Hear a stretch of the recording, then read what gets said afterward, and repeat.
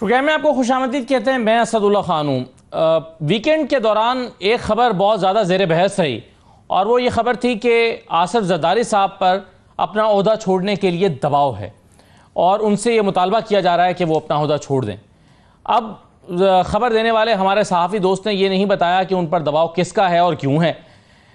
Peoples party के सामने जब इन बातों को रखा गया तो पीपल्स पार्टी की जानिब से इस पर जाहिर है यही रद्दमल सामने आया कि ऐसी कोई बात नहीं है, लेकिन इतनी शद्दोमत के साथ फिर ये बातें क्यों होती रहीं? मोहसिन नकवी साहब ने भी इसे एक अफसाना करार दिया, इसे एक सोशल मीडिया की खबर करार दिया। मोहसिन नकवी साहब ने कहा कि चूँकि इस वक्त इस्टेब्लिशमेंट, हुकूमत, सियासतदान ये सब एक पेज पर हैं, इसलिए ऐसी बातें घड़ी जा रही हैं। लेकिन इस डिनाइल के बाद, इस तरदीद के बावजूद शद्दोमत के साथ हफ्ता और इतवार इस पर गुफ्तगू होती रही, इस पर टेलीविजन पर बहस भी होती रही। तो इस पर एक तो हम गुफ्तगू करेंगे कि ये कहाँ से बात निकली। और इसी तरह से एक और ख़बर 2-3 दिन पहले आई थी, इसका तो खैर माखज़ भी हमें मालूम नहीं है, लेकिन टेलीविजन पर इस पर भी बात होती रही कि नवाज शरीफ साहब मुमकिन तौर पर डयाला जा सकते हैं इमरान खान साहब से मिलने के लिए। अगरचे नून लीग ने इसको भी डिनाई किया, लेकिन बहरहाल ये खबर भी एक चमगोई बनकर बहुत ज़्यादा ज़ेर बहस रही और न सिर्फ डिजिटल मीडिया पर बल्कि मेन स्ट्रीम मीडिया पर, सियासतदानों के यहाँ, ड्राइंग रूम्स में इस पर बहुत ज़्यादा बातचीत होती रही। दूसरा, इलेक्शन कमीशन ने आज एक प्रेस रिलीज जारी की है। वो ये कहते हैं कि जी स्पीकर साहब से जो हमारी मुलाकात हुई है चीफ इलेक्शन कमिश्नर की, वो कोई गैर मामूली मुलाकात नहीं है, उसको मामूल से हट कर लिया गया है या उस पर बहुत ज़्यादा तबसरे किए गए हैं। हालांकि ये गैर मामूली मुलाकात नहीं है, रूटीन की मुलाकात है, ऐसी मुलाकातें पहले भी होती रही हैं। और साथ ही उन्होंने ये वजाहत भी की है कि सुन्नी इत्तेहाद काउंसिल के सरबराह जो साहिबजादा हामिद रज़ा साहब हैं, वो गलत कह रहे हैं कि मैंने अपने कागजात नामजदगी पर सुन्नी इत्तेहाद काउंसिल का लिखा था कि मैं सुन्नी इत्तेहाद काउंसिल की तरफ से इलेक्शन लड़ रहा हूँ। वो कहते हैं कि जी आपने उसको मुबहम अंदाज में लिखा था, उसकी पूरी वजाहत की गई है। इस पर बात कर लेंगे थोड़ी सी प्रोग्राम में। और 26 MPs की नाअहली ये किस बुनियाद पर हो सकती है? आईनी और कानूनी तौर पर इसकी का कोई रास्ता मौजूद है या ये बस एक इनिशिएटिव है जो कि स्पीकर पंजाब असेंबली ने ले लिया, लेकिन कोई आगे रास्ता इसका मौजूद नहीं है? मेरे साथ फैसल चौधरी साहब मौजूद हैं, पाकिस्तान तहरीक इंसाफ के रहनुमा हैं, माहिर कानून है। बहुत शुक्रिया फैसल साहब, खुशामदीद। हाफिज़ एहसान है वैसा हमारे साथ स्टूडियो में मौजूद है, आप भी माहिर कानून है। और नदीम अफजल चंद साहब हमारे साथ मौजूद हैं, पीपल्स पार्टी के सीनियर रहनुमा है। चंद साहब आपको भी खुशामदीद। चंद साहब मैं आपसे ही शुरू करता हूँ, ये आसिफ जरदारी साहब के हवाले से जो खबर एक हमारे दोस्त सहाफ़ी की तरफ से दी गई और उसमें यह दावा किया गया कि उन पर दबाव है ओहदा छोड़ने के लिए, ये दबाव क्यों होगा और कैसे हो सकता है? सदर को तो दबाव डाल के नहीं हटाया जा सकता, इम्पीचमेंट के अलावा शायद सदर को हटाने का कोई और रास्ता भी नहीं है। क्या कहेंगे आप इस खबर के बारे में? देखिए जी, मेरे ख्याल में तो ऐसी कोई खबर नहीं है, ना तो पार्टी के अंदर कभी डिस्कस हुई है और ये खबरें चलाते रहते हैं दोस्त, कामों को क्या कह सकते हैं। हम तो आजादी साहब के पहले, लेकिन आजादी साहब की आड़ में अजीब गरीब खबरें भी आती है, तो इस खबर का कोई हकीकत तसल्लुक नहीं है। क्योंकि तो जो लोग आसिफ अली जरदारी को जानते हैं वो उनको पता है कि वो किसी ताकत को या ऐसी चीजों को बर्दाश्त नहीं करते और ऐसा कोई है भी नहीं। मगर मेरा इसमें दूसरा सवाल आपसे यह है कि चलिए अगर आप कह रहे हैं कि ऐसा कुछ नहीं है, तो क्या कहीं कोई तनाव मौजूद है ईवान सदर को लेकर किसी और इदारे के साथ, या पीपल्स पार्टी के ऊपर कुछ और वजूहात की बुनियाद पर कोई दबाव मौजूद है? नहीं, ऐसा कोई दबाव भी नहीं है जी। ऐसा कोई दबाव कोई इज़हार होता वो पार्टी के अंदर डिस्कशन होती, पार्टी रहनुमाओं के साथ कोई बातचीत होती। मेरा नहीं ख्याल कोई ऐसा दबाव भी है, ये ऐसी कोई बात ही नहीं हुई आज तक। सही है। और 27वीं मुमकिन तौर पर 27वीं आईनी तरमीम जो है उसके कंटेंट को लेकर हुकूमत और पीपल्स पार्टी के दरमियान कोई इख्तलाफ मौजूद है सर? देखिए, हमारी पार्टी आज हमारी मीटिंग थी, लेकिन वो भी कुछ मसरूफियात की वजह से, चेयरमैन से आपकी वजह से पोस्टपोन हो गई है। मेरे ख्याल में जल्द 1-2 दिनों में हमारी मीटिंग होगी, फिर जो कोई डिस्कशन होगी तो हम आपको बताएंगे। बाकी पार्लियामान के अंदर कोई डिस्कशन हुई होगी पीपल्स पार्टी के साथ तो वो मुझे नहीं पता, लेकिन अभी तक तो 27वीं तरमीम पे ऐसी कोई बात नहीं हुई हमारे साथ। सही है। चंद साहब एक चीज़ और बताइएगा, मैं फैसल चौधरी साहब भी हमारे साथ मौजूद हैं, उन्होंने एक को 4-5 निकाती एक फार्मूला पेश किया है सियासतदानों के लिए आगे बढ़ने के लिए। वो कहते हैं कि आइन के असल रूह की बहाली और उस पर अमल दरामद, उसमें 26वीं तरमीम का खात्मा भी। फिर वो उनकी राय यह है कि खुद मुख्तार और बाइख्तियार इलेक्शन कमीशन का क़याम, ताकि ऐसे इंतखाबात हों जिस पर किसी को एतराज़ ना हो। तमाम सियासी रहनुमाओं के खिलाफ सियासी बुनियादों पर बनाए गए मुकदमात का खात्मा, और आखिर में सबसे बढ़कर वो कहते हैं कि फौजी मुदाखलत को हमेशा के लिए मुस्तरद करने का कौमी अहद। आपके ख्याल में ये काबिल अमल तजवीज़ है? क्यों नहीं, सियासी जमातों में बातचीत होती रहती है। चार्टर ऑफ डेमोक्रेसी जो था शहीद बेनजीर भुट्टो ने मियां नवाज शरीफ साहब के साथ जो किया था, अगर पीटीआई भी, मैं समझता हूँ कि इन्हीं तजावीज़ की रोशनी में अगर उन दो पार्टियों को लिख दे कि हम चार्टर ऑफ डेमोक्रेसी के ऊपर बात करना चाहते हैं और ये हमारे मुतालबात हैं, इनको भी आप इसमें शामिल करें, तो बातचीत तो हर वक्त हो सकती है। बातचीत के दरवाजे नहीं बंद होने चाहिए। और पीपल्स पार्टी जो डायलॉग पे बिलीव करती है, लेकिन कोई नेक नीति से डायलॉग करे, उस चीज को एक्सप्लॉइट ना करे, और मेरे ख्याल में ना कोई ब्लैकमेल करे ना कोई एक्सप्लॉइट करे, तो बातचीत होनी चाहिए जी। ये कोई हरफ आखिर नहीं होता। और सियासत जमातों के दरमियान रूल ऑफ लॉ के लिए या आइन की सुप्रीमेसी के लिए ये बातचीत हर वक्त होनी चाहिए। आपके ख्याल में मगर चंद साहब, इस वक्त जो इस पाकिस्तान की कौमी सियासत के जो प्रॉब्लम्स हैं, यानी इलेक्शन कमीशन पर एतराज़ात होना सियासी जमातों का, कभी 2024 के इंतखाबात में, कभी 2018 के इंतखाबात में, या फिर हमेशा ही ये एक ऐसा दरीना मसला है, फिर अदालतों का मसला, ये आज का नहीं है, 26वीं तरमीम के बाद पैदा हो गया हो। साकिब निसार साहब पे भी उंगलियां उठी थी, उससे पहले जो है वो चौधरी इफ्तिखार पर भी उंगलियां उठती रही हैं, उमर ताबंदयाल साहब पे भी उठती रही हैं। तो ये तो वो दरीना मसाइल है ना पाकिस्तान की सियासत के, कि जिसके लिए तो बहरहाल सीनियर सियासतदानों को बैठना ही होगा, तभी शायद मसला हल होगा, वरना 30 साल पुराना मसला तो आज भी मौजूद है। मैं जी आपकी बात से 100% इत्तफाक करता हूँ कि ये जो मुतालबा आपने चीजें गिनवाई हैं, इन सारी चीजों पे बातचीत हो सकती है। और election commission, election free and fair election कराना हर जमात का मैनिफेस्टो है, और पाकिस्तान की तारीख में कभी भी इलेक्शन नहीं हुए, और ये आइन के ऊपर अमल दरामद ये सारी जमातों का मैनिफेस्टो है।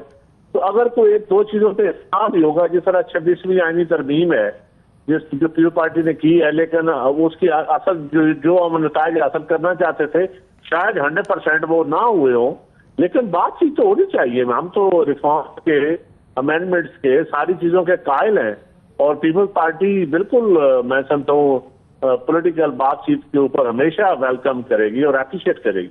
सही है, मगर इसमें चूंकि ये तजवीज़ फैसल चौधरी साहब की है, तो मैं अगर आप इजाज़त दें तो फैसल साहब से पूछ लूँ कि फैसल साहब, ये आप तो ये जो तजावीज़ दे रहे हैं, इस पर अगर कुछ जमातों ने मान लिया, इत्तफाक़ राय हो गया, तो फिर तो आप इस पर शायद किसी को हुकूमत छोड़ना पड़ जाए, शायद उनके जो सियासी अज़ाइम हैं उसको बहुत बड़ा धचका लग जाए।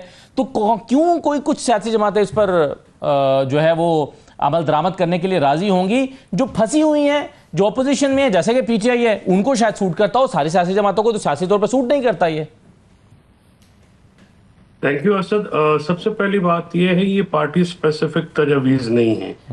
ये तजावीज़ बहैसियत एक पाकिस्तानी, बहैसियत एक सुप्रीम कोर्ट के वकील, एक पॉलिटिकल वर्कर या एक सोच समझ रखने वाला एक अदना सा आदमी जो है उसकी तरफ से पेश की गई हैं। अगर कुछ सियासी जमातें जो हैं, देखिए मैं इसमें पॉजिटिव हूँ, मैं पैसिमिस्ट आदमी नहीं हूँ। नदीम साहब जानते हैं, हम जानते हैं कि हर सियासी जमात में ये लोग मौजूद हैं, और कहीं ना कहीं सियासी जमातें अपने लाख इख्तलाफात के बावजूद इन 4-5 नुकात के ऊपर वो इकट्ठी हैं, क्योंकि इस वक्त मुल्क में सियासी स्पेस ख़त्म हो गई है, और वो सियासी स्पेस तब तक रीगेन नहीं की जा सकती जब तक सारी पॉलिटिकल पार्टीज आपस में बैठ के बात न करें, और फिर सारी पॉलिटिकल पार्टीज बैठ के इस्टेब्लिशमेंट से बात न करें, या इस्टेब्लिशमेंट के साथ निगोशिएट करें या उनको इंडल्ज करें। अब गुजारिश ये है कि पावर के जरिए हुकूमतें तो चल जाती हैं, लेकिन मुल्क नहीं चल रहा, और इसके बेरिंग हम जिम्मेदार भी हैं, हम एज ए वकील भी हैं, एज ए शहरी भी हैं, एज ए बाप भी हूँ, एज ए घर का सरबराह भी हूँ, और ये सूरत हाल जो मुझे दरपेश है पाकिस्तान के पूरे लोगों को दरपेश है। पीटीआई अगर कहे कि हमें टेक ऑल करने दें तो वो नहीं होगा किसी सूरत भी, और अगर कोई अदारा कहे कि हमें टेक ऑल करने दें वो भी नहीं होगा, कोई और जमात कहे। सो ये ज़्यादा एक कॉम्प्रिहेंसिवली मैंने ये जो बात की है, ये वो बात की है किसी की पार्टी की तरफ से या स्पेसिफिक एक शख्सियत की तरफ से नहीं है। और जब मैं कहता हूं कि सियासी रहनुमाओं के केस खत्म करें, तो इसका मतलब यह है कि तमाम सियासी रहनुमाओं।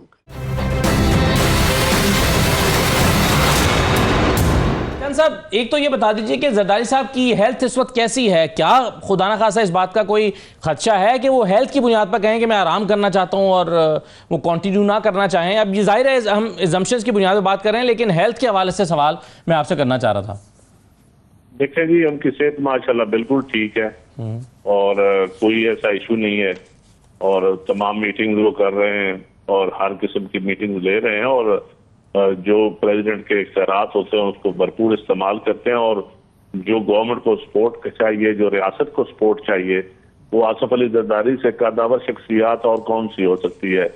जो बैठ के कौन सा ऐसा प्रेसिडेंट आपको मिलेगा कि जो अवान सदर जो साजिशों का गढ़ होता था और उसने 18वीं तरमीम के बाद पार्लियामान को मजबूत किया, पार्लियामान को इख्तियारात दिए, तो ऐसे बंदे के बारे में तो ये बात भी करना कि वो ठीक है, खुदा न खास्ता से तारे की खराब होती रहती, ठीक होती रहती है, कोई ऐसा इशू हुआ तो वो खुद फैसला करेंगे और किसी और को फैसला करने का क्या इख्तियार है? सही है। चंद साहब, ये बताएं कि क्या पीपल्स पार्टी पर वफाक में वजारतें लेने के लिए कोई दबाव है? एक तो है कि आप दावत तो मिलती रहती है कि आए वे हमारे साथ वजारतों में आ जाए, लेकिन क्या कोई दबाव है? नहीं, दावत ही है, दबाव नहीं है, बातचीत होती रहती है लेकिन कोई दबाव नहीं है। सही है। ये बताइए चंद साहब कि क्या बिलावल साहब सोच रहे हैं कि वो लीडर ऑफ द ऑपोजिशन भी हो सकते हैं, या पीपल्स पार्टी सोच रही है कि बिलावल साहब को लीडर ऑफ द ऑपोजिशन के तौर पर उतारा जाए, क्योंकि पीटीआई के लोग तो अब आज़ाद लोग हैं और आज़ाद ग्रुप का तो ऑपोजिशन नहीं होना चाहिए, ऑपोजिशन लीडर नहीं होना चाहिए? क्या इस तरह की कोई चीज़ ज़ेर गौर है? देखिए जी, जहां तक तल्लक है लीडर ऑफ द अपोजिशन, तो ये पार्टी की सीसी ने फैसला करना है। जब को पार्टी के अंदर ऐसा बातचीत आएगी तो जरूर हम आपको बताएंगे। इस वक्त तक तो कोई ऐसी हमारे अंदर डिस्कशन नहीं हो रही। चाचा साहब, क्या आपके ख्याल में इस तरह के का कोई इम्कान मौजूद रहेगा कि बिलावल भुट्टो साहब जो हैं वो भी लीडर ऑफ द ऑपोजिशन हो जाएं और आसिफ जरदारी साहब भी सदर हैं? मैं कहता हूँ ऐसी कोई अभी तक हमारे अंदर चीज ज़ेर बहस नहीं आई कि पीपल पार्टी अपोजिशन में बैठे और leader of the opposition Bilawal साहब बने। हम तो चाहते हैं कि इस मुल्क में स्टेबिलिटी आए और हम पीटीआई के लोगों को भी बार बार कहते हैं कि आप भी रिंग के अंदर आएं और मुज़ाकरात करें और चार्टर ऑफ डेमोक्रेसी के ऊपर आएं, और ये सबसे बेहतर चीज है। सही है। फैसल चौधरी साहब, क्या 26 लोगों पर नाअहली की तलवार लटक रही है? जी, अनम्यूट कीजिएगा। व्हाट लॉ उन्होंने किया है जी का आइन में तो ऐसी गुंजाइश नहीं है, और इलेक्टेड लोगों को आप सिर्फ असेंबली में हुल्लड़बाजी के ऊपर, और दूसरी बात सजा हो भी गई है, आपने कन्विक्ट कर दिया, आपने उनको सस्पेंड कर दिया, तो असेंबली रूल्स में तो यही गुंजाइश है। आर्टिकल 63 और 63A के नीचे जो डिस्क्वालिफिकेशंस है उसमें असेंबली का जो में कॉन्डक्ट है किसी भी मेंबर का जो कि बदतमीजाना तो बिल्कुल नहीं होना चाहिए। ये तो इसमें तो कोई दूसरी बात नहीं है।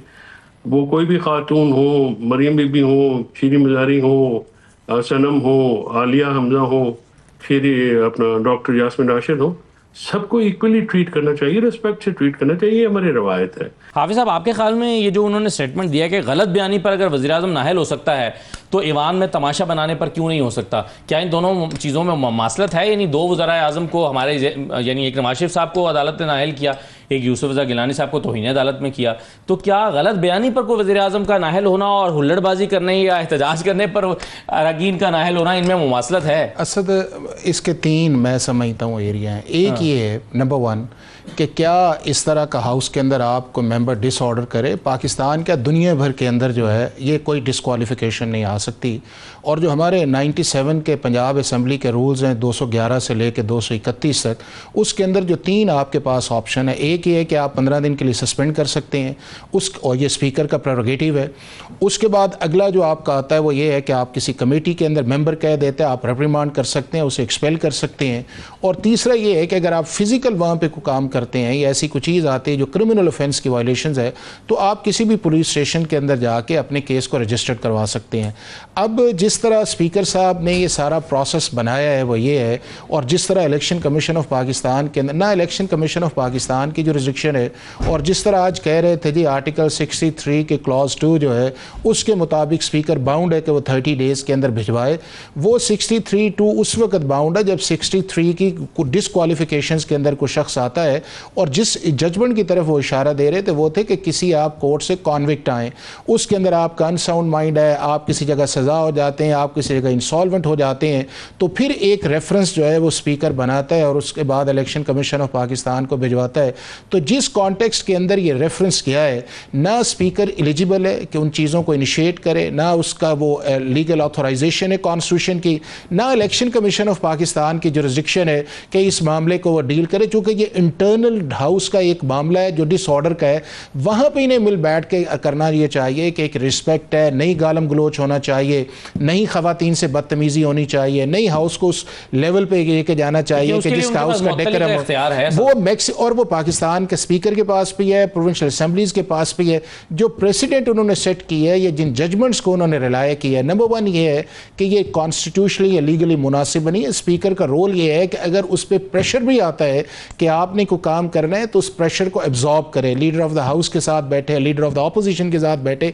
ये मैकेनिज्म नहीं है कि आप एक रेफरेंस बनाएं और उसको इस्लामाबाद आए और उसके बाद देखें ना, आप ये देखें कि कब इस दुनिया के अंदर असद इससे भी बड़े इंसिडेंट्स होते हैं, एक दूसरे पे फाइट्स भी आता है, सारा कुछ होता है, बट उसका मकसद ये नहीं है कि आप उनको जस्टिफाई। अभी जो पंजाब असेंबली के अंदर हुआ है, जो चीफ मिनिस्टर की स्पीच की है, वो बिल्कुल काबिल इस्ताइश बात नहीं है और उसे कंडेम करना चाहिए। अगर कोई किसी तरह किसी खवातीन को या गाली देता है या इशारे करता है या उनके पास ऐसी वीडियोज हैं, बट ये वो एक्शन जो है स्पीकर को कॉन्स्टिट्यूशनली लीगली ऑथोराइज नहीं करता कि आप उनका एक रेफरेंस बनाएं और आप स्पीकर के चीफ इलेक्शन कमिश्नर के पास भिजवा दें कि जी आर्टिकल 63 इस पे लगता है। ना इस पे आर्टिकल 63 लगता है, ना आर्टिकल 62 की क्लॉज लगती है, ना इलेक्शन कमीशन ऑफ पाकिस्तान की जुरिस्डिक्शन है, ना स्पीकर के ये ऑथोराइज है कि इस तरह के 26 पे आप कर दें। इंटरनल मामला था, इंटरनली हल होना चाहिए। एक अभी जो है वो प्रेस रिलीज इलेक्शन कमीशन की तरफ से आई है, उसमें एक तो वजाहत की गई है कि स्पीकर साहब से होने वाली मुलाकात जो है ये एक मामूल की मुलाकात है, इस पर कोई कियास सरियाँ नहीं होनी चाहिए।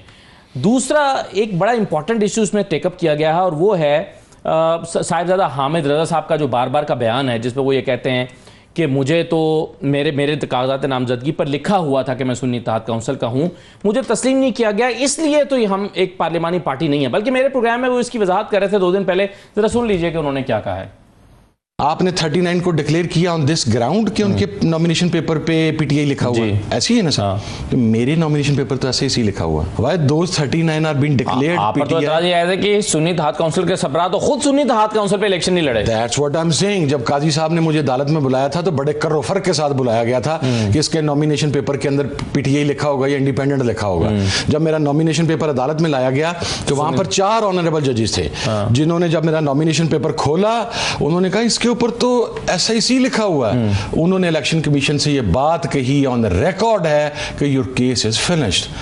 अब वो कहते हैं मेरे कागजात पर सुन्नी इत्तेहाद काउंसिल लिखा हुआ है। अब इलेक्शन कमीशन ने वजाहत दी है कि जी सुन्नी इत्तेहाद काउंसिल तो लिखा हुआ है लेकिन साथ में लिखा हुआ है अलायंस पीटीआई, तो अलायंस का तो ना इन्होंने निशान मांगा ना इनको दिया गया, लेकिन सुन्नी इत्तेहाद काउंसिल का लिखा हुआ होना क्या इलेक्शन कमीशन को तस्लीम नहीं करना चाहिए? असद एक तो ये है कि ये मैटर अब क्लोज हो गया है कि सुप्रीम कोर्ट ऑफ पाकिस्तान का रिव्यू पिटीशन आया और जिसकी तरफ वो इशारा कर रहे थे 39 का, वो भी रिव्यू के अंदर जो है मेजॉरिटी ऑफ द जजमेंट जो है वो आई है, जो आपकी अभी 10-3 के साथ आई है और उसके अंदर 2 ने जो है दोबारा उसे कहा है कि इलेक्शन कमीशन को भेजें। तो मेजॉरिटी जजमेंट ने 39 वाली भी जो पहली ऑब्जर्वेशन थी वो भी मिनॉरिटी की थी, उसको उन्होंने रिकॉल कर लिया, उसको माना नहीं है।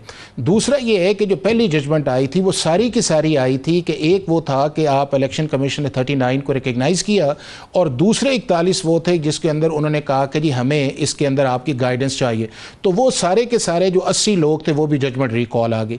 दूसरा असद इसके अंदर बुनियादी चीज़ ये है कि आपका सिर्फ पार्टी के तौर पे लिखा जाना इंपॉर्टेंट नहीं है, आपका इंपॉर्टेंट ये है कि आपका कॉमन सिंबल के ऊपर इलेक्शन लड़ना। हाँ ये है कि अगर साहबजादा साहब जो थे अपने निशान हॉर्स के ऊपर खड़े होते और उसके बाद ये सिचुएशन आती तो ये उनका केस बड़ा स्ट्रेंथन या स्ट्रॉन्ग था। जी बिल्कुल सही है। फैसल शोएब साहब आपका बहुत शुक्रिया, नदीम अफजल चंद साहब आपका भी बहुत शुक्रिया। एक बहुत ही अहम टॉपिक के साथ एक छोटे से ब्रेक के बाद वापस आते हैं और मौजू हमारा ये है कि जो सेल्स टैक्स एक्ट के सेक्शन 37 और बी जो 37A और 37B जो है उसके खिलाफ इस वक्त पूरी कारोबारी कम्युनिटी सरापा एहतजाज है। क्या है ऐसा 37A में, क्यों पूरी बिजनेस कम्युनिटी एहतजाज कर रही है और इसे क्यों मुतारिफ करवाया गया है? क्यों FBR के जो अफसरान हैं उसको उनके इतने इख्तियारात दे दिए गए हैं कि कारोबार करना मुश्किल हो गया है?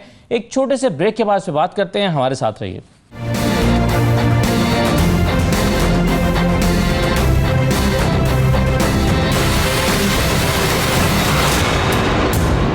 ब्रेक के बाद आपको दोबारा खुशामदीद कहते हैं। बिजनेस कम्युनिटी इस वक्त जो सेल्स टैक्स एक्ट का सेक्शन है 37A और 37B, उसके खिलाफ सरापा एहतजाज है और उसकी चंद वजूहात हैं। सेल्स टैक्स एक्ट के जो तरमीम शुदा सेक्शन 37A और 37B हैं, इसके तहत इनलैंड रेवेन्यू अफसरान को गिरफ्तारी के इख्तियारात सौंप दिए गए हैं।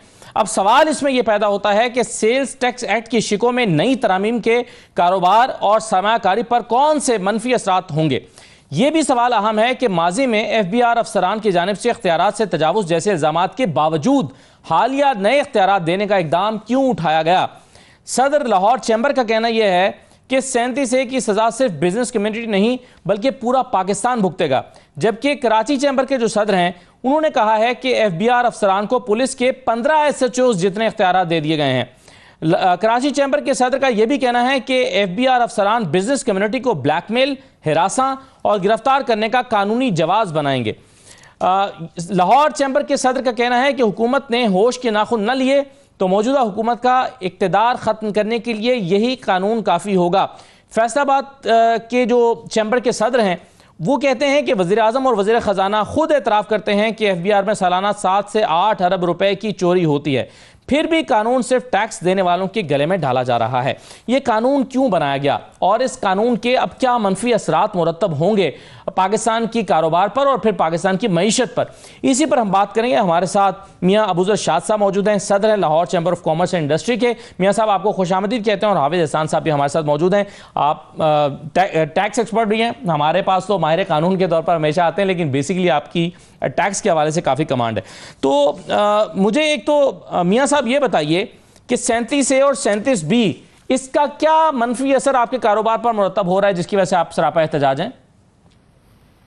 बहुत शुक्रिया जी। बात यह है कि 37A कानून था, 25 जून को सुप्रीम कोर्ट ऑफ पाकिस्तान के फुल बेंच ने इस पे जजमेंट दी और 26 जून 2025 को असेंबली में ये बजट पेश किया गया। उसको 37A की जगह 37AA कर दिया गया। उसी कानून को मजीद मजबूत किया गया जिसके ऊपर सुप्रीम कोर्ट ने एक्शन लिया था। अगर 37AA की भी जजमेंट अगर साल बाद ही आई तो इसका मतलब कि 1 साल 365 दिन पहले टैक्स पे रगड़ा खाएंगे, उसके बाद हम माफी मांग लेंगे, जी हमसे बहुत बड़ा गुनाह हो गया। जिस तरह ज़ियाउल हक साहब ने जुल्फ़िकार अली भुट्टो को सजाए मौत दिलवाई और 50 साल के बाद उन्हें जुडिशल मर्डर का नाम देके शहीद करार दे दिया गया। अगर हमने शहीद ही पैदा करने हैं तो पहले ही गोली मार दे, खत्म करें, मुकदमे के बाद हम मरने के बाद हम शहादत तो ले लें। 37AA का मतलब है कि आप पाकिस्तान में किसी बंदे को आजादी से कारोबार करने नहीं देना चाहते। अगर 37AA रहा, पिछले साल सिर्फ 11 अरब डॉलर दुबई गया है, इस साल ये 20 अरब डॉलर दुबई चला जाएगा और पाकिस्तान का डॉलर 400 रुपए को जाके टच करेगा। अगर आप वाकई चाहते हैं कि 400 का डॉलर करना है तो सीधी तरह 400 का डॉलर कर दें। 37AA के नाम पे ये बदमाशी नहीं चल सकेगी। मेहरबानी करें, इसके ऊपर गौर करें और हुकूमत को मना करें कि इस तरह का स्टेप मत उठाया जाए। इसके नुकसान बहुत ज्यादा हैं। 7500 अरब रुपया, 26 बिलियन डॉलर से ज्यादा आपका ट्रेड डेफिसिट चल रहा है। अगर यही स्पीड रही तो मेरा ख्याल है कि अगले साल आपका ट्रेड डेफिसिट 9000 अरब पे चला जाएगा, यानी कि 35 अरब डॉलर पे चला जाएगा। आप ट्रेड बैलेंस की तरफ आने की तरफ सोचें। आप ऐसे कानून ना बनाएं कि जिससे इन्वेस्टर और कम्युनिटी, बिजनेस कम्युनिटी घबरा जाए। देखिए, टैक्स देना एक अच्छे शहरी की निशानी है। टैक्स लें, इज्जत के साथ लें, हम टैक्स देना चाहिए। मगर मियां साहब, आप ये डाउट क्यों कर रहे हैं? आपको ये क्यों खदशा है कि जी FBR के जो अफसरान हैं वो इसका गलत इस्तेमाल करेंगे और उनके पास 15 SHOs जितनी ताकत आ गई है और इसके नतीजे में वो हिरासा करेंगे, ये डाउट किस बुनियाद पर है आपका? 37 ये कहता है जी कि अगर हमें एडवाइस में गड़बड़ नजर आई या फोर्जरी हुई या ओवर राइटिंग हुई या मिस डिक्लेरेशन हुई तो हम पहले अरेस्ट करेंगे आपको। देखिए ये क्लैरिकल काम है, ऐसी पॉलिसी दें ठीक कि जिससे निजाम चल सके। बिल्कुल सही है। फिर इसमें अहम सवाल ये पैदा होता है मियां साहब के इसके पीछे इंटेंशन क्या होगी, और मैं ये सवाल आपके पास लेकर वापस आता हूं, लेकिन पहले हाफिज साहब आपके ख्याल में ये 37 से होना चाहिए इस एक्ट में, और ये जो सेक्शन मुतारिफ करवाया गया? असद, एक तो बड़ी वाज़ेह बात इसके अंदर है कि पाकिस्तान के अंदर जो आपका टैक्स एवेजन तो है, वो इनकम टैक्स में भी है और सेल्स टैक्स के अंदर भी है। और सेल्स टैक्स के अंदर चूंकि आपकी ज़्यादा इस वक्त इनडायरेक्ट टैक्सेस हैं, तो उसके अंदर एक बहुत बड़ा एरिया ऐसा है कि जहाँ पे फ्लाइंग इनवाइसेस भी हैं, बोगस इनवाइसेस भी है। उसके बाद ये है कि जिस तरह इन्होंने इशारा भी किया टेम्परिंग का, ये सारी चीज़ें हैं। बट जो इम्पॉर्टेंट चीज़ मैं समझता ये हूँ कि होना ये चाहिए कि दुनिया भर के अंदर भी जब भी आप इस तरह की पेनल प्रोविजंस बनाएं as a board of revenue के तौर पे या एज ए फेडरल गवर्नमेंट के तौर के अंदर जो है, तो उसको बिजनेस कम्युनिटी के साथ शेयर करना चाहिए कि जी ये एक जेन्युइन इशू है, ये फैक्ट्स एंड फिगर्स है, बिलियंस ऑफ रुपीज़ जो हैं इसके अंदर जाते हैं, क्लेम्स होते हैं और लोग बाहर भी भाग जाते हैं। बिलियंस ऑफ रुपीज़ के केसेस जो हैं, जो टैक्स इनवाइसेस के फेक है, बोगस है, फ्लाइंग इनवाइसेस है, वो बनते हैं। चूँकि पाकिस्तान का सारा सिस्टम तो ऑटोमेट है नहीं है, और उसके अंदर ये एक बहुत बड़ा सिलसिला जो प्रॉब्लम तो है, लेकिन उसका जो हल निकाला गया है ठीक है। अब उसके अंदर ये है कि पार पहले भी थी, यानी कि आपके पास इनकम टैक्स के अंदर, सेल्स टैक्स, कस्टम और इनकम टैक्स के अंदर, फेडरल एक्साइज के अंदर सारी जगहों पे आपकी क्रिमिनल जो है प्रोसीडिंग्स भी चल सकती है। अब इस केस के अंदर मैं समझता ये हूँ कि अगर ये एक इशू आया, और मेरा ख्याल है कि जब ये बिल आया था उसके ऊपर फिर प्राइम मिनिस्टर ने इसको थोड़ा सा टोन डाउन भी किया है और उसका एक थ्रेश होल्ड किया है कि मिनिमम लेवल अगर ये आता है तो हम उस पर जाएंगे। लेकिन अभी भी मैं मुनासिब समझता हूँ कि अगर किसी चीज़ के अंदर बिजनेस कम्युनिटी फेयर के फील करती है कि इसका गलत इस्तेमाल हो सकता है या इसका इस्तेमाल करते वक्त जो डिस्क्रिप्शन है उसको गलत किया जा सकता है या उसके अंदर एक हैरेसमेंट का एक पहलू आता है। मियां साहब कि आपके ख्याल में क्या इंटेंशन मालूम होती है? यानी ठीक है पहले भी कार्रवाई करने के इख्तियारात मौजूद हैं, लेकिन इस हद तक जब आप इख्तियार एक FBI के अफसर को जो ग्राउंड पर मौजूद है वो देंगे और उसमें हैरासमेंट के चांसेस बढ़ेंगे, आपके ख्याल में इंटेंशन क्या है इसके पीछे? क्यों लाया गया ये कानून? देखिए अगर आपने कुर्बानी का बकरा लिया, उसे पता है कि हमने 9 ज़िल-हज के बाद 10 ज़िल-हज को इसको ज़िबा कर देना है। जब आपको पता है कि 37AA ने ज़िबा ही करना है तो फिर हमें और क्या, जब हमें शक की बिना भी आपने अंदर बांध देना है कि भी हमने तुम्हें काटना ही काटना है, जब हथकड़ी सामने होगी तो कौन बंदा इस एनवायरनमेंट में बिजनेस करेगा? मुझे सिर्फ ये बता दीजिए। देखिए हमें अपनी पॉलिसी बेहतर करने के लिए बिजनेस कम्युनिटी का बोर्ड होना चाहिए ऊपर। ये जो दुनिया में निजाम है ना, इस तरह का निजाम टैक्स कर नहीं चलता। देखें आप खुद ही जज हैं, खुद ही फैसला देते हैं और खुद ही आप उसकी रखवाली कर रहे हैं। ना आप वकील हैं ना आप जज हैं, आप सिर्फ एक ब्यूरोक्रेट हैं। आपने एक इम्तहान पास किया और इम्तहान पास करने के बाद आपने जिंदगी में 10 महकमों में, मुख्तलिफ महकमों में आपने बेड़ागर किया, मुल्क का PIA का बेड़ागर का आपने किया, रेलवे का आपने किया, पास्को का आपने किया, यूटिलिटी स्टोर का आपने किया, साफ पानी का आपने बेड़ागर किया, IPPs का आपने बेड़ागर किया। 24,000 अरब रुपया IPPs के ऊपर नुकसान हुआ। ये किसने साइन किए? ये सारे जुडिशल मर्डर हैं जो ब्यूरोक्रेसी ने कराए हैं इस मुल्क के साथ। 25,000 अरब रुपया आपने अंडर नवाइसिंग और अफगान ट्रेड के नाम पे तबाह कर दिया। आपने उस पर तो कोई काम नहीं किया। आप 37AA पे जो इंडस्ट्री चल रही है थोड़ी बहुत, उसको बंद करने की तरफ चल पड़े हैं। अरे भाई, जो 100 में से सारे बंदे चोर नहीं है। अगर 2, 3, 4, 5% आप चोर समझते हैं, आप उन 5% को डिफाइन करें। इसके ऊपर मैं इंशाल्लाह ताला लिगड़ियाल साहब से भी मिलने की कोशिश करूंगा कि उनके पास भी जाकर उन्हें रिक्वेस्ट करी जाए, सर ये कानून चोरों के लिए जरूर बनाए, इस्तेमाल करें, मगर ये जो लोग रूटीन में टैक्स दे रहे हैं, जिनकी ग्रोथ हो रही है, जो आपके साथ चल रहे हैं, जिनका उन्हें हिरासा ना किया जाए, गैस का बिल ठीक है आपके सामने मॉनिटर हो रहा है, वो जो 90% या 95% अच्छे लोग हैं उनके ऊपर ये तलवार लटका देंगे। तो मुझे ये बताएं, हम लोगों की बेटियों से कौन रिश्ते करेगा अगर हथकड़ियां लग जाएंगी? हम लोगों को कौन इज्जत से अपने कमरों में बैठाएगा? शर्म नहीं आई को किस तरह का कानून बनाएंगे। बिल्कुल ठीक है, बहुत शुक्रिया मियाँ साहब, बहुत शुक्रिया प्रोग्राम में शिरकत करने के लिए। हाफिज साहब आपका भी बहुत शुक्रिया। एक छोटा सा ब्रेक लेते हैं नाज़रीन, ब्रेक के बाद वापस आते हैं।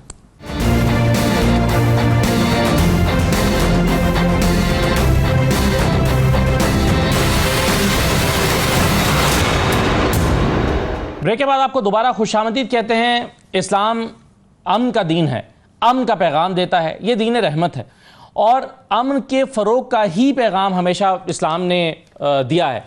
और पाकिस्तान में अनफॉर्चुनेटली इस पैगाम को अपने अपने अंदाज में फैलाने की कोशिश की गई। यहाँ पर कभी इंसानों के कत्ल का जवाज़ तलाश किया गया, कभी दहशतगर्दी का जवाज़ ढूंढा गया, कभी पाकिस्तान में ख्वारिज नमूदार हो गए, कभी तालिबान की शक्ल में आए, कभी कुछ और दहशतगर्दी की शक्ल में पाकिस्तान में बदअमनी फैलाई गई और फिर उसको मगरबी ताकतों की या दुश्मन ममालिक की हिमायत भी हासिल रही। लेकिन पाकिस्तान ने अमन के फ़रोग के लिए अपने आइन में भी इसको उजागर करने की हमेशा कोशिश की कि एक इंसान का कत्ल जो है ये एक ऐसा जुर्म है कि जो इस्लाम की जो तालीमात हैं वो भी इस पर बड़ी वाज़ेह हैं और हमारा आइन भी उसको कवर करता हुआ दिखाई देता है। फसाद फिल अर्ज़ एक नाकाबिले मुआफ़ी जुर्म है। पाकिस्तान में अमन कैसे कायम हो सकता है? हमने कभी यहाँ दहशतगर्दों के साथ बातचीत करके अमन कायम करने की भी कोशिश की है, कभी ख़वारिज के लिए ज़ीरो टॉलरेंस की पॉलिसी अपनाकर भी इस मसले पर को हल करने की कोशिश की है। सही रास्ता क्या है? मेरे साथ डॉक्टर मोहम्मद ज़ियाउल हक साहब मौजूद हैं। आप डीजी हैं इस्लामिक रिसर्च इंस्टीट्यूट के। डॉक्टर साहब बहुत शुक्रिया, आपको खुशामदीद। अमन के फ़रोग के लिए पाकिस्तान में बहुत सारी कोशिशें की गई हैं, कहीं कामयाबी मिली भी है और कहीं नहीं भी मिली है। आपके ख्याल में कैसे अमन कायम हो सकता है सर? देखें, ये तस्वुर गलत है कि पाकिस्तान पुरअमन मुल्क नहीं है। बाई एंड लार्ज पाकिस्तान एक पुरअमन मुल्क है, लेकिन कुछ ऐसी पॉकेट्स हैं जहाँ पे बदअमनी है। तो जैसे आपको बलूचिस्तान के कुछ इलाके वहाँ पे नज़र आएगा, या आपको ये खैबर पख्तूनख्वा के ट्राइबल एरियाज़ में नज़र आएगा, और वो भी रीसेंट फिनोमेना है।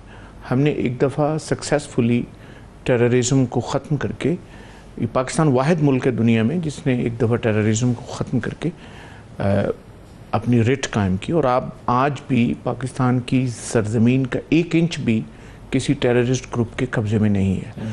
लेकिन वो मुख्तलिफ पॉकेट्स हैं यहाँ पे बदअमनी क्रिएट करते हैं। तो उस जगह अमन करने की ज़रूरत है। अमन जो है वो एक नॉर्मल लाइफ, एक नॉर्मल वे ऑफ लाइफ है। आप हमारे मुस्लिम स्कॉलर्स जो हैं वो इसको इस तरह बयान करते हैं कि अमन का मतलब है कि एक हेल्दी जिस्म, और बदअमनी का मतलब ये है कि जब उस जिस्म को कोई बीमारी लाहक हो जाए। आप देखें कि अभी रिसेंटली मई के महीने में पाकिस्तान एक स्मूथ पुरअमन मुल्क के तौर पे चल रहा था। पाकिस्तान के दुश्मन ने पाकिस्तान के ऊपर अटैक किया, 2-3 दिन के लिए पाकिस्तान का समाज उसी तरह पुरअमन रहा, ना कोई हिस्टेरिया, ना कोई रिएक्शनरी माइंडसेट, ना कोई जंगी फ़ज़ा, ना कुछ और। लेकिन पूरी कौम ने मुत्तहद होकर दुश्मन की साजिश को नाकाम बनाया। अब वो एक स्ट्रेंथ हमने हासिल किया। उसके मुकाबले में जब आप देखें इंडिया में क्या हुआ, तो आपको पता चलेगा कि किस तरह वहाँ एक जंगी जुनून क्रिएट किया गया, और उस जंगी जुनून ने सबसे ज़्यादा उन्हीं के समाज को नुकसान पहुँचाया। तो हमें अपने माशरे के अंदर अमन कायम करने की ज़रूरत है। अमन की कौन कौन सी सूरतें हमें चाहिए? हमें अमन चाहिए, हर शख्स को अमन चाहिए सबसे पहले अपनी ज़ात के साथ, उसको अमन चाहिए अपनी फैमिली के साथ, उसको अमन चाहिए अपने घर में, अपने महल्ले में, अपने गांव में, अपने शहर में। ये एक इम्पॉर्टेंट रिक्वायरमेंट है। कोई दुनिया की तहजीब तरक्की कर सकती है, आगे बढ़ सकती है, ना ही कोई अचीवमेंट कर सकती है जब तक कि अमन कायम ना हो। और यही रसूलुल्लाह सल्लल्लाहु अलैहि वसल्लम की सुन्नत है। रसूलुल्लाह सल्लल्लाहु अलैहि वसल्लम की हयात मुबारका में सिर्फ 1 महीना, यानी अगर आप दिन काउंट करें तो सिर्फ 1 महीने की जंगें हैं, और वो भी यानी बाज़ औक़ात अमन कायम करने के लिए जंग करनी पड़ती है। पाकिस्तान की रियासत अमन की खातिर ही ख्वारिज के साथ लड़ रही है, और अमन की खातिर ही फितनतुल हिंदुस्तान के खिलाफ लड़ रही है। लेकिन अमन कमज़ोरी से नहीं आता, अमन ताकत से आता है। ताकत से आता है। अच्छा, इसमें दो तस्वुर हैं डॉक्टर साहब। हमने अमन कायम करने की ही नीयत से दो फार्मूले माजी में इस्तेमाल किए। एक तो यह है कि ज़ीरो टॉलरेंस ख्वारिज के लिए, दहशतगर्दों के लिए, और दूसरा यह है कि उनको कौमी धारे में शामिल करने के लिए उनसे मुज़ाकरात करना, और हमने किया भी है ऐसा माजी में। आपके ख्याल में कौन सा तरीका सही है? देखिए, जो टेररिस्ट ग्रुप है ना, उनमें दो किस्म के लोग हैं। एक वो लोग हैं जो गुमराह हैं, जिनको राह रास्त पे लाया जा सकता है, उनके लिए रिकॉन्सिलिएशन की पॉलिसी अप्रोप्राइट है। लेकिन बहुत सारे वो हैं जो जानते हैं वो क्या कर रहे हैं, उनके लिए बेस्ट सोल्यूशन ज़ीरो टॉलरेंस है, और उसमें किसी किस्म की बर्दाश्त नहीं होनी चाहिए। वो बर्दाश्त कमज़ोरी समझी जाएगी, और वो कमज़ोरी जो है वो रियासत को नुकसान पहुंचाएगी। तो इसलिए ज़रूरत इस बात की है कि वो लोग जो दहशतगर्दों के बयानिए से मुतासर होकर उनके साथ शामिल हो जाते हैं, या दहशतगर्द उनको ब्लैकमेल करते हैं। मसलन अभी जो एक रीसेंट फिनोमेना आया है जिसमें ख़वातीन को दहशतगर्दी के लिए इस्तेमाल किया जाता है, तो उसके पीछे ब्लैकमेलिंग है। उन बच्चियों को किसी तरह से उनकी वीकनेसेस हासिल करके उनको ब्लैकमेल करके उसको इंगेज किया जाता है, तो विलिंगली नहीं वो आती। तो इस किस्म की चीज़ों को रोकने की ज़रूरत है। और दूसरा, ओवरऑल प्रोएक्टिव होते हुए हमें कॉन्फ्लिक्ट ड्रिवन एरियाज़ में यूथ को इंगेज करने की ज़रूरत है। न सिर्फ ये कि उनको वहाँ इंगेज करने की ज़रूरत है बल्कि उनकी मोबिलिटी की भी ज़रूरत है। ये अच्छी बात हुई पाकिस्तान में कि हमने हर इलाके में, हर शहर में यूनिवर्सिटियाँ और तालीमी अदारे बना दी, लेकिन उसका एक नेगेटिव एस्पेक्ट ये हुआ कि वो बच्चे वहीं के होके महदूद हो गए, वो एक्सक्लूसिव हो गए। हमें उन्हें इंक्लूसिव करने की ज़रूरत है। दूसरा, देखिए, हर माशरे के अंदर ग्रीवियंसेस होती हैं। सही। हर माशरे के अंदर फॉल्ट लाइंस होती हैं। मेरी आपसे ग्रीवियंस है, उसकी उससे ग्रीवियंस है। उसका ये मतलब नहीं होता कि हम उठ के खड़े होकर रियासत या उस माशरे के ख़िलाफ़ जो है वो जद्दोजहद करना शुरू कर दें। तो हमें इन तमाम चीज़ों में मिल के आगे बढ़ने की ज़रूरत है। तो ये जो आपने अभी नौजवानों की बात की है, हम देखते हैं कि कोई ग्रुप उठता है, पाकिस्तान की हिस्ट्री ये रही है ख़ासतौर पर पिछले 25-30 साल में हमने देखा, और वो जिहाद का नारा लगाता है और वो नौजवानों को बुलाता है, आओ जिहाद करने के तुम पे फ़र्ज़ हो गया है। जिहाद के बारे में हम ये जानते हैं कि बुनियादी तस्वुर ये है कि जिहाद की कॉल तो स्टेट दे सकती है, कोई इंडिविजुअल नहीं दे सकता, कोई ग्रुप, कोई गिरोह नहीं दे सकता। तो इस तस्वुर को आम करने की कैसे ज़रूरत है, क्योंकि ये जिहाद का बहुत मिसयूज़ किया गया है। मैं आपको बताऊं कि इस हवाले से पाकिस्तान की जितनी रिलीजियस लीडरशिप है, उन्होंने पैगाम पाकिस्तान के नाम से कौमी बयानिया तैयार किया, और उन्होंने सबसे पहले इसी पॉइंट को किया। सबसे पहली अहम बात जिसको हमें रियलाइज़ करने की, पाकिस्तान एक इस्लामी रियासत है। ठीक है, हमारे अंदर कमज़ोरियाँ होंगी, वीकनेसेस होंगी, लेकिन इसके बावजूद पाकिस्तान एक इस्लामी रियासत है। दुनिया में कोई रियासत ऐसी नहीं है जिसका कॉन्स्टिट्यूशन पाकिस्तान से ज़्यादा इस्लामी हो। और इस्लामी नज़रियाती काउंसिल की एक रिपोर्ट के मुताबिक हमारे 98% लॉज जो है वो इस्लाम के असूलों के मुताबिक है। पहली बात ये। दूसरी बात ये कि जहाद के जो असूल व ज़वाबित हमारे फ़िक़्ह की किताबों में लिखे हुए हैं, जहाद जो है वो हाकिम वक्त की तरफ से अनाउंस किया जाता है, वही उसको लीड करते हैं और वही उसकी क़यादत करते हैं। तो जहाद वो है जो हमने हिंदुस्तान के ख़िलाफ़ किया। ये जो इस तरह का जहाद के नारे लगा के, ये शरपसंदी है, ये बगावत है और फसाद फिल अर्ज़ है, और इस फसाद फिल अर्ज़ को किसी सूरत में बर्दाश्त नहीं किया जाना चाहिए। लेकिन मैं यहाँ पे फिर कहना चाहता हूँ कि हमें teachers, religious leaders, social leaders, ये सब इस चीज़ को रियलाइज़ करें कि हमने लोगों को गुमराह किया, हमने ऐसे बयानिए बनाए जिसके ज़रिए लोगों को इमोशनलाइज किया, उनको रिएक्टिव बनाया। हमें प्रोएक्टिव स्ट्रेटजीज़ की ज़रूरत है। हमें ये रियलाइज़ करना चाहिए, हमारी लीडरशिप को, टीचर्स को, उलमा को, मुंतखब नुमाइंदों को, कि हमने ख़ुद ये जो जहर नफ़रत अंगेज़ी का है, ये हमने ख़ुद बोया। एक और चीज़ जो बड़ी ख़तरनाक हमारे मुल्क के अंदर हुई, जिसको एड्रेस करने की ज़रूरत है, हमने दीन की समझ बूझ को सेक्ट्स के हवाले कर दिया। हम सेक्ट के हवाले से दीन को समझते हैं। हमें ये याद रखने की ज़रूरत है कि सेक्ट दीन के अंदर है, दीन सेक्ट के अंदर नहीं। बिल्कुल सही है सर, ये आपने बिल्कुल दुरुस्त फरमाया कि जो बुनियादी तौर पर ज़िम्मेदार तबकात हैं, यानी टीचर्स हैं, सियासतदान हैं, ज़िम्मेदार जगह पर बैठा हुआ शख्स है, ये उसकी ज़िम्मेदारी है कि वो बयानियाँ ठीक बनाए और वो जो गलत तस्वुरात हैं उसको दुरुस्त करें। डॉक्टर साहब, आपका बहुत शुक्रिया प्रोग्राम में शिरकत करने के लिए। मैं एक मैसेज में देना चाहता हूँ, हमें दूसरों पे इल्ज़ाम लगाने से नहीं, हम सबको ये रियलाइज़ करना था कि उजाड़ मौसम में रेत धरती पे फसल बोई थी चांदनी की, अब उसमें उगने लगे अंधेरे तो कैसा जी में मलाल रखना।